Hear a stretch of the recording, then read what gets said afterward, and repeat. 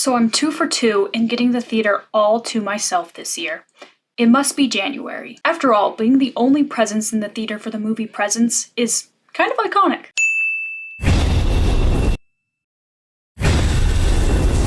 Presence is a movie that I was actually looking forward to this year. I thought that the idea of it was pretty unique and creative. The movie is shot from the perspective of the ghost, so to say, and the basic premise follows a family who starts to become convinced that they are not alone after moving into their new home in the suburbs. Steven Soderbergh is the director on this one, and while he's pretty decorated, he doesn't have too much experience, at least from what I could tell, in the horror or thriller genre.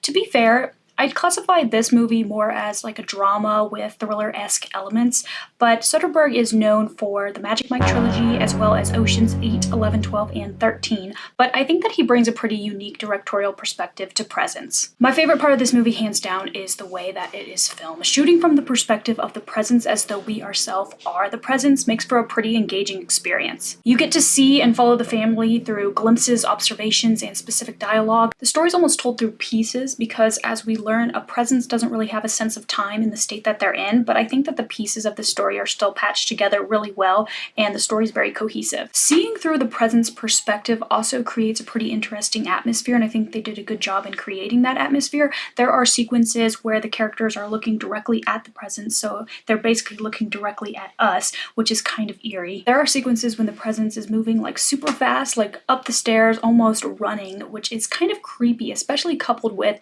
the minimalistic atmospheric instrumental soundtrack that we get when things do start to get a little bit more intense. And the whole time there's sort of this lingering question of, what does the presence want? Who is this presence? What are they doing there? A lot of times it's just watching the family, taking a bit of interest in the daughter named Chloe, and also intervening when necessary, but usually in a helpful manner, which is kind of an interesting portrayal of like a paranormal presence. It's like they almost gave this presence a personality, and it's kind of fun to follow them and see what they see through their perspective. And obviously the ghost doesn't speak, but it acts pretty contrary, at least to how I think that a haunting presence would act. The presence is really portrayed as kind and merciful and helpful, and the fact that we basically feel like this character by following it, and that it seems like its actions really do kind of align with what we would actually do in our power if we were that presence, like this fly on the wall in this situation, is pretty neat how they add that whole thing. I mentioned that the presence takes a little bit of a liking to the daughter Chloe, who is dealing with the death of a best friend and really struggling mentally. The presence almost acts like a protector for this character, and the relationship between the two is actually kind of interesting. I really like how this movie dives deep into themes of grief and family dysfunction, and by telling the story from the perspective of the unseen, I think there's a really great message that they got throughout the film, encouraging viewers to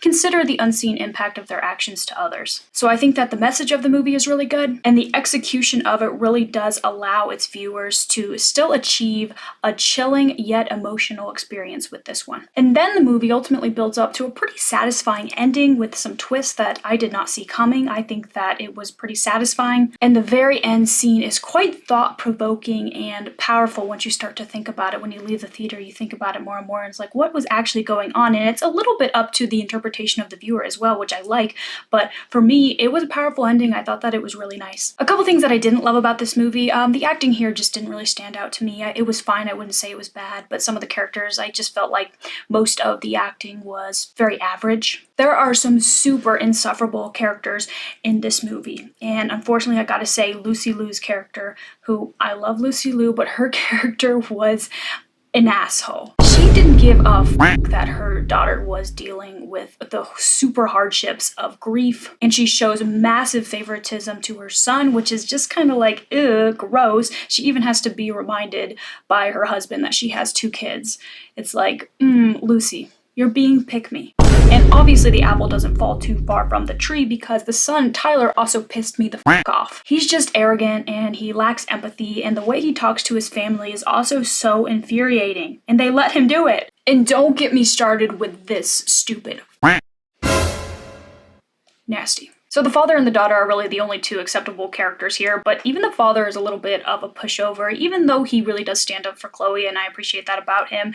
The family dynamic was just so frustrating because no one would stand up for Chloe except the dad and the presents a little bit, but even still, the dad was a little bit too passive for my liking, and there's only so much that the presents can do. But I will say, by creating this super dysfunctional family dynamic and showing us this family's hardships from an unseen perspective, I think was pretty smart from a story perspective, because you really do feel pretty deeply for some of the characters and you realize you can't do much about it, which is unfortunate, and it's an interesting dilemma to explore. Overall, guys, I enjoyed this one. This movie definitely lives on the depressing side of things, but it makes you feel something, and at least for me, I felt very emotional, especially towards the end of this movie. The movie isn't scary, but I do think it's kind of haunting. I definitely had some chills in some of the moments. The soundtrack was enchanting. The creativity and the camera angles were on point, and the ending as well as the message of the film is pretty satisfying. I left pretty satisfied, so I'm gonna give this a 4 out of 5. It was pretty good. The acting didn't stand out to me, but also that wasn't a huge hindrance to the film.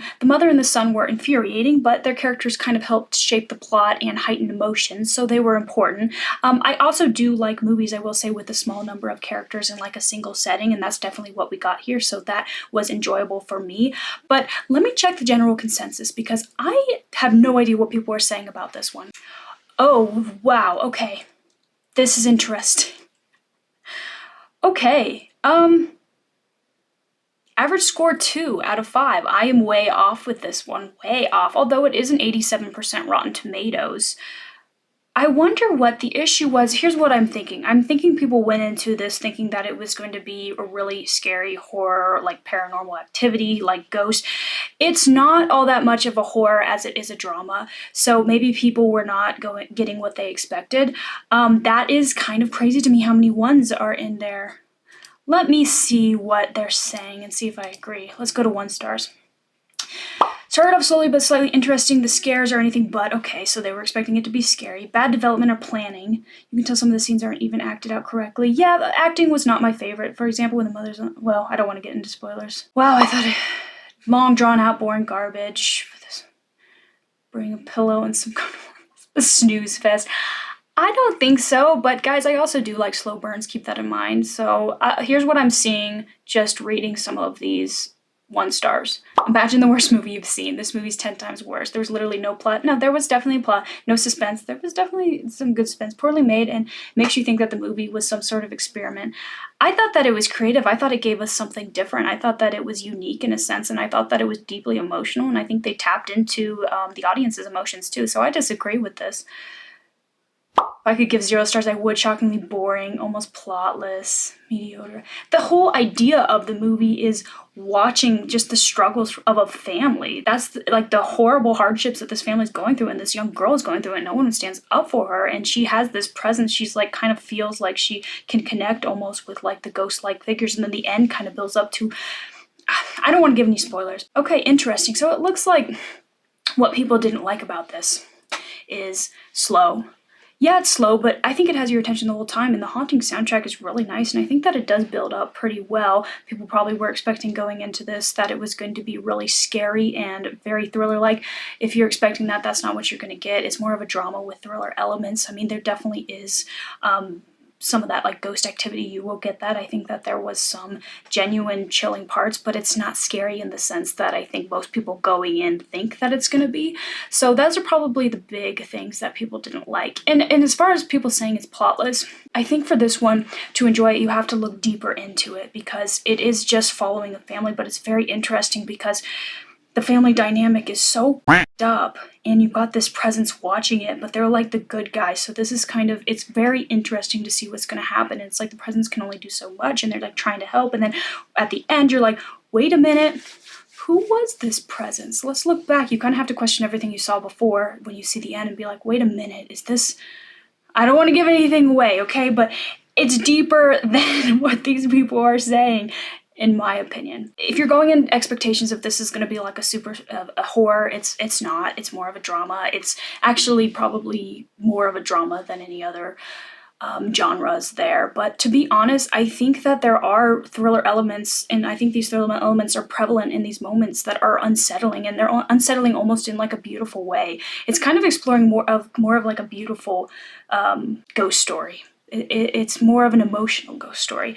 And this one does take time. It does tell an emotional story, but I do think it delivers an impactful message. And if you can take the time to watch it and see it, I think that, and it sounds like it's for you, I think that you might enjoy it. I feel like this one actually is a little bit underrated as far as the advertising, because it is a journey from a unique perspective.